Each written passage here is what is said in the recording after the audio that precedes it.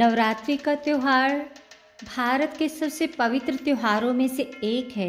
यह त्यौहार खुशी, आनंद और उत्साह का त्यौहार है। नवरात्रि में माँ दुर्गा के 9 रूपों की पूजा की जाती है। शारदीय नवरात्रों का अंतिम दिन माँ दुर्गा की 9वीं शक्ति माँ सिद्धिदात्री को समर्पित है। माँ दुर्गा के सिद्धि और मोक्ष देने वाले स्वरूप को ही माँ सिद्धिदात्री कहा जाता है। इनकी पूजा करने से सभी कार्य सिद्ध होते हैं और मोक्ष की प्राप्ति होती है। देव, दानव, ऋषि मुनि, यक्ष, किन्नर, साधक और गृहस्थ आश्रम में जीवन यापन करने वाले भक्त माँ सिद्धिदात्री की पूजा अर्चना करते हैं। इनकी पूजा करने से बल, यश और धन की प्राप्ति होती है। पौराणिक कथा के अनुसार भगवान शिव ने माँ सिद्धिदात्री की तपस्या करके उनसे सिद्धियाँ प्राप्त की थी। माता की कृपा से उनका आधा शरीर नारी का और आधा शरीर पुरुष का हो गया था, जिससे वे अर्धनारीश्वर कहलाए थे। माँ दुर्गा का ये स्वरूप अत्यंत शक्तिशाली है।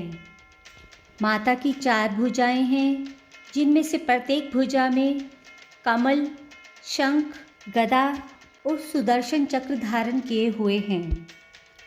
माँ भगवान विष्णु की प्रियतमा लक्ष्मी के समान कमल के आसन पर विराजमान हैं।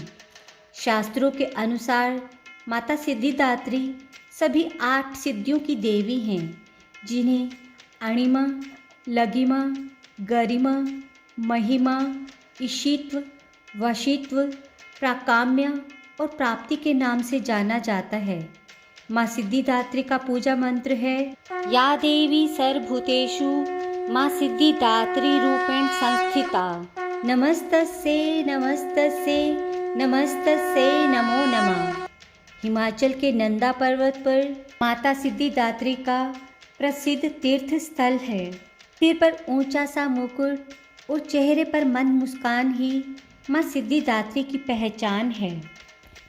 पौराणिक कथा के अनुसार माँ सिद्धिदात्री की कहानी उस समय शुरू होती है जब हमारा ब्रह्मांड एक गहरे शून्य से ज़्यादा कुछ नहीं था। वह अंधकार से भरा हुआ था और जीवन का कोई चिन्ह नहीं था। यह वह समय था जब देवी कुष्मांडा ने अपनी मुस्कान के तेज से ब्रह्मांड की रचना की थी। इसके बाद माँ कुष्मांडा ने भगवान ब्रह्मा सृजन की ऊर्जा, भगवान विष्णु पालन की ऊर्जा और भगवान शिव विनाश की ऊर्जा की त्रिमूर्ति का निर्माण किया। एक बार जब वे निर्मित हो गए तो भगवान शिव ने माँ कुष्मांडा से उन्हें पूर्णता प्रदान करने को कहा।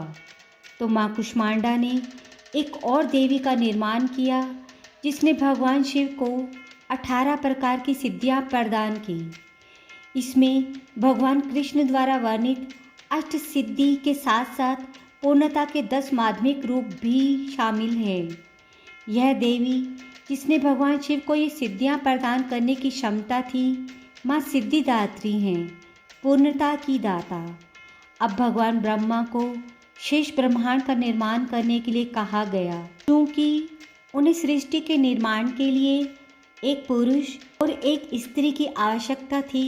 भगवान ब्रह्मा को ये कार्य बहुत चुनौतीपूर्ण लगा। उन्होंने माँ सिद्धिदात्री से प्रार्थना की और उनसे उनकी मदद करने को कहा। भगवान ब्रह्मा के अनुरोध को सुनकर माँ सिद्धिदात्री ने भगवान शिव के आधे शरीर को एक नारी के शरीर में बदल दिया। इसलिए भगवान शिव को अर्धनारीश्वर के रूप में भी जाना जाता है।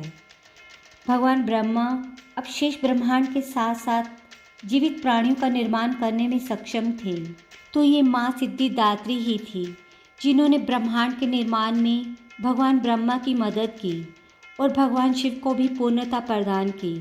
माँ सिद्धिदात्री अपने भक्तों को आध्यात्मिक ज्ञान का आशीर्वाद देती हैं और उन्हें अज्ञानता को नष्ट करने के लिए भी जाना जाता है। एक बार प्रेम से बोलिए, जय माता दी।